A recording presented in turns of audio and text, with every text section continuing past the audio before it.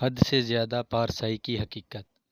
ماں تھا تو اس کا اسی روز ٹھکنا تھا جب اس کی دلہن نے کہا کہ صحن والا درخت کٹوا دو، کیونکہ اس پر پرندے آ کر بیٹھتے ہیں جو مجھے بے حجاب دیکھ لیتے ہیں۔ ڈرتی ہوں کہ قیامت کے دن نامحرم پرندوں کے دیکھنے کا بھی حساب نہ ہو جائے۔ گھر والے دلہن کی بات پر اش اش کر اٹھے۔ ان کی نیکی پر پرہیزگاری کی داستانیں سارے محلے کو گرویدہ بنا گئیں۔ کچھ دن بعد وہ پرہیزگار بیگم کسی پرانے آشنا کے ساتھ فرار ہو گئی۔ کچھ عرصہ بعد گورنر کے گھر میں چوری ہو گئی۔ بہت سے پیسے، سونا چاندی غائب ہو گیا۔ بہت تفتیش کی، لیکن مال مسروقہ برآمد نہ ہو سکا۔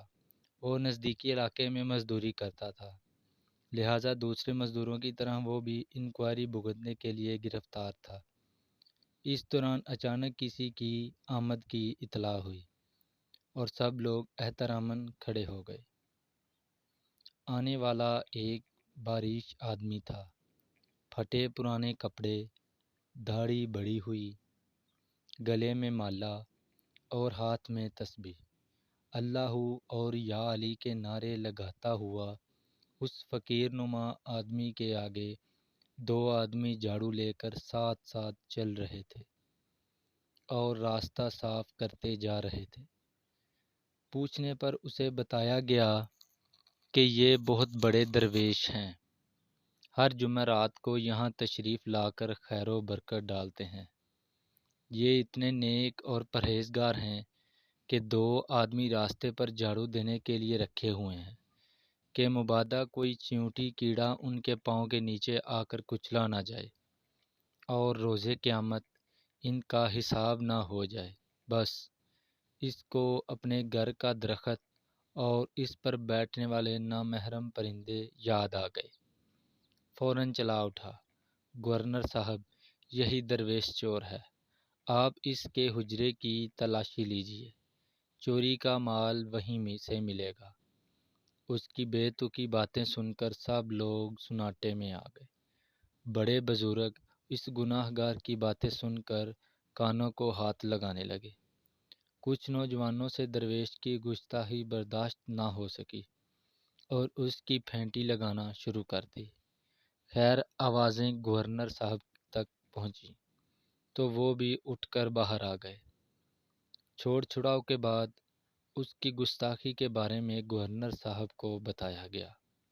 گورنر صاحب پہلے سے پریشان تھے، غصے سے بولے، چلو ایک دفعہ درویش صاحب کے حجرے میں بھی دیکھ ہی لو، اگر کچھ نہ ملے تو اس شخص کو زندان میں ڈال دینا۔ بات تو عجیب تھی، لیکن گورنر صاحب کا حکم جاری ہو چکا تھا۔ چنانچہ تلاشی ہوئی تو سارا مال وہاں سے برآمد ہو گیا اور درویش صاحب اپنے دونوں چیلوں سمیت گرفتار کر لیے گئے۔ گورنر صاحب نے پوچھا، تم نے کیسے پہچان لیا کہ یہ شخص ہی چور ہے؟ اس نے جواب دیا، گورنر صاحب، جو بندہ حد سے زیادہ پارسائی کے دعوے کرتا ہے وہ کبھی بھی قابل اعتبار نہیں ہوتا۔ اس کہانی کی طرح میرا ماتھا بھی اسی روز ٹھنک گیا تھا جب پیرنی کو کتے کے آنسو نظر آئے تھے اور کتے نے اس سے رحم کی فریاد کی تھی، مگر اس وقت لوگ نہیں مانتے تھے۔ نہ مانو تم نہ جانو، مرشد کا اذان دینا ہے اور بس۔ اس سے بہت سارے سبق حاصل ہوتے ہیں۔ تو لوگوں، اگر آپ کو ہماری ویڈیو اچھی لگے تو لائک ضرور کریے گا۔ اللہ حافظ۔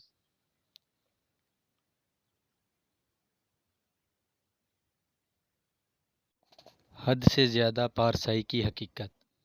ماں تھا تو اس کا اسی روز ٹھکنا تھا جب اس کی دلہن نے کہا کہ صحن والا درخت کٹوا دو، کیونکہ اس پر پرندے آ کر بیٹھتے ہیں جو مجھے بے حجاب دیکھ لیتے ہیں۔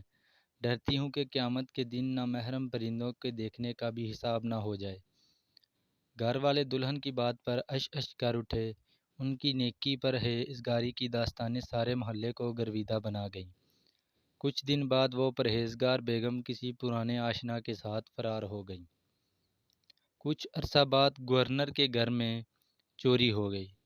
بہت سے پیسے، سونا چاندی غائب ہو گیا۔ بہت تفتیش کی، لیکن